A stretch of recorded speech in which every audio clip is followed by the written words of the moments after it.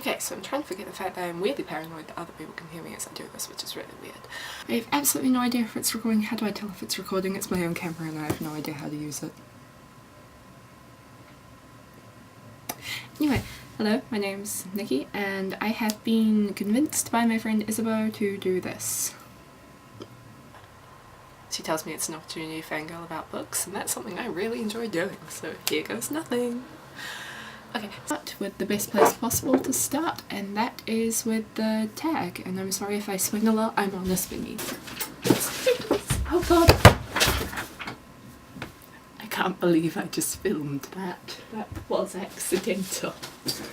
So I am talking weirdly quietly, but that's mostly just because I'm worried about other people hearing me, which is bad. I'm very worried about that. My neighbours kind of scare me, because I live in a hall and let's just say the walls are really thin. I'm procrastinating my essays. I have a lot of essays. So, the first thing that is on this tag, number 1, is why am I starting this channel? And I pretty much answered that earlier. It's because my friend Isabeau told me to, and she said it was an opportunity to fangirl about books. Which I do a lot already, and I figured I may as well film myself doing it and embarrass myself. Anyway, so what are fun and unique things? Well, my friends tell me I'm a Pokemon shiny. Shiny Pokemon, I mean. Because I'm ginger. I can bring my hair. That's my contribution. Yep. Yay. Shiny. Wow. Seriously, I really should have scripted this. That would have made this so much better. Okay, so the third question is what am I most excited about? And that is probably going to be meeting other people who love books as much as I do, and hopefully getting book recommendations. If you watch this and you just read a book that you love, tell me about it. And I don't care if I read it and I hate it. Well, I kind of care. And I want to talk about books because I really like talking about books, and every now and again I read a book and I just have so many feelings about the book that I just want to talk about it forever. And this gives me an opportunity to do that. Maybe not forever, and I'm trying to talk really quickly, but that's because I really like books. This is what happens when I talk about books. Oh god. Anyway, so why do I love reading is the fourth question. And it's actually remarkably difficult to answer. I have loved reading for as long as I can remember. My sister loved reading, and I picked up other books from her. Like, my parents sort of encouraged me and my siblings to read a lot because they thought it was really good and they loved reading, and so I used to be like bought books, and that was really nice. And then I grew up and they stopped buying me books, and I was like, I'm not even that grown up, I'm 18 years old, for crying out loud. And especially if it means they don't buy me books. I don't want adulthood, if that means. Oh. For a while you get to be something extraordinary. You get to go on epic adventures, and you get to see wonders and meet amazing people. And they may be fictional, but the feelings are non-fictional. Okay, so my camera died, and now I have no idea where I was up to, so there may be a giant gap in this, I have no idea. Oops. I believe I was on Why Do I Love Reading, and what I want to say about that is a quote. I'm going to quote somebody. Not just anybody, I am going to quote Laini Taylor, and I wrote down her quote in this journal, which is my journal. And that quote is... it's actually a quote about why she loves writing, but I love writing as well, and I feel like it also works for reading because it's... I feel like it works for reading, one because she mentions it, and two because it's partly why I love reading so much, and that's I write because as wonderful as life is, and it is wonderful, it isn't enough. It does not, for example, contain dragons, and I find this unsatisfactory, and so I read and I write. And I really agree with that a lot. I'm just gonna move my journal.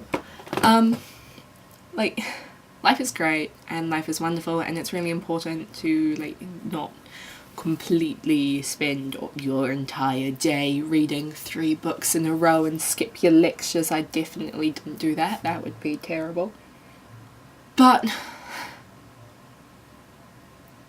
why would you settle for having one life when you could read so many books and you can live in so many different worlds and see so many different people, and they may be fictional, but your experience and your response to that is entirely non-fictional and it is entirely your own. And that's something amazing, and that's why I love reading. Yep. Now, what questions would you ask your favourite booktuber? Is the 5th question. And I don't know who my favourite booktuber is. Quite possibly... who's my favourite booktuber? There are so many. I watch a lot. I'm gonna say Isabeau, because she's a booktuber and she's also a great friend of mine. And I'm gonna say, when are you gonna come and visit me? Come on. You coming to see me? Come on. That, or I'd ask her, which book should I get next? Because I'm running out of the books I already bought. I read a lot of them. I think my friend Corey actually filmed me like ripping into this box like a savage. That was fun. Okay, and the last and final question is the challenge that's going to be hardest to overcome doing this. And I'm going to say that's going to be... I'm going to say a few challenges because they're all going to be pretty difficult. This is going to be a little bit challenging for me because this video, maybe I should make a tally. Then the challenge that's going to be hardest to overcome, I think, is actually just balancing this with everything else. Like, it's already hard enough for me to balance my reading habits with everything else, let alone my reading habits and then talking about my reading habits. Like, I legitimately skipped a lecture because the book was too good. I didn't want to. Why? Why do you do this to me? Why you gotta be like that? Don't get really dramatic when I've got a lecture. There was like no place to stop in the chapter, and it was just into the next one. I recommend that book. Well, the biggest challenges to overcome is going to be the fact that I'm paranoid about my double chin. Hello. Am I going to put that in? I don't know. Biggest challenge to overcome is not falling off my chair and filming it.